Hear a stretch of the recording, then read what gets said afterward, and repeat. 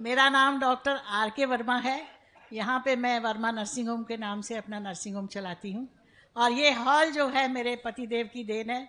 जब वो मेयर थे आगरा के तो उस समय उन्होंने बनवाया था। आज जो जिसमें इतने लोग यहाँ सब बैठे हुए हैं।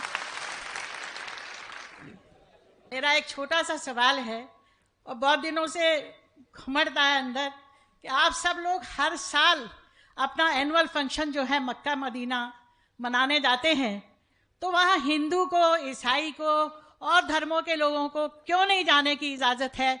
जैसे आप लोग जाते हैं, क्या हम लोग नहीं जा सकते वहाँ पे? वो हमारे लिए भी तो एक तीर्थ स्थल है। जब आप हिंदू मुसलमान में कोई फर्क नहीं समझते तो फिर वहाँ जाना हमारे लिए प्रोहिबिटेड नहीं होना चाहिए।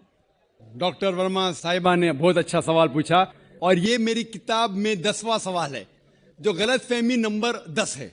मेरी किताब आप पढ़ेंगे, गलतफहमी नंबर 10। और डॉक्टर साहिबा ने बहुत सही फरमाया कि अगर हम आलमी भाईचारे में मानते हैं तो सिर्फ मुसलमान को क्यों इजाजत है मक्का और मदीना में जाने की, गैर मुस्लिम हिंदू और सिख और ईसाई को क्यों इजाजत नहीं है? बहुत अहम सवाल। इसका जवाब है कि हर देश के अपने अपने रूल्स और रेगुलेशन होते हैं। मिसाल के तौर पे मैं हिंदुस्तानी हूं, लेकिन मुझे कुछ हिंदुस्तान के इलाके में जाने की इजाजत नहीं है जिसे कहते हैं कैंटोनमेंट एरिया। सिर्फ मिलिट्री के लोग, सिर्फ वो लोग जो देश की हिफाजत में लगे हुए हैं, वो लोग वो कैंटोनमेंट एरिया में जा सकते। मैं इन्हें झगड़ सकता हूं, मैं इस देश का नागरिक हूं, मुझे क्यों नहीं जाने देते? नहीं, ये गवर्नमेंट का रूल है।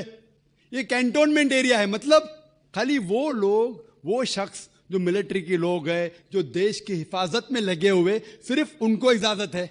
ये रूल है। इसी तरीके से मक्का और मदीना मेरे हिसाब से इस्लाम का कैंटोनमेंट एरिया है। वो लोग, सिर्फ वो इंसान जो इस्लाम के लिए जान देने को तैयार है, वो लोग को अलाउड है, बाकी लोग को नहीं। हम मानते हैं कि सब इंसान हमारे भाई है, भाईचारा के अंदर वो इंसानी भाई है, उसका हम एतराज नहीं करते, लेकिन सिर्फ वो भाई लोग अलाउड है जो इस्लाम के लिए जान देने को तैयार है।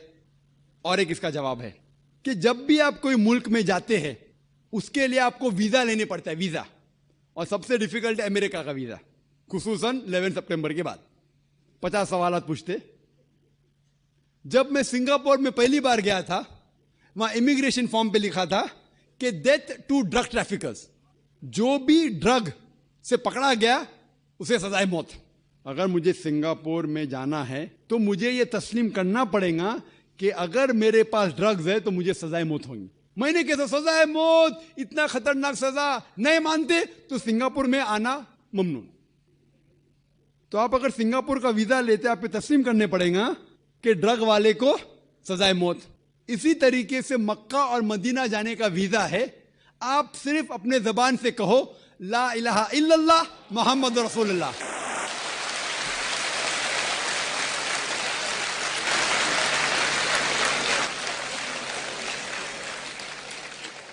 अगर कोई भी इंसान अपनी जबान से कहता है ला इलाहा इल्लल्लाह मोहम्मद रसूलुल्लाह, कि ना कोई माबूद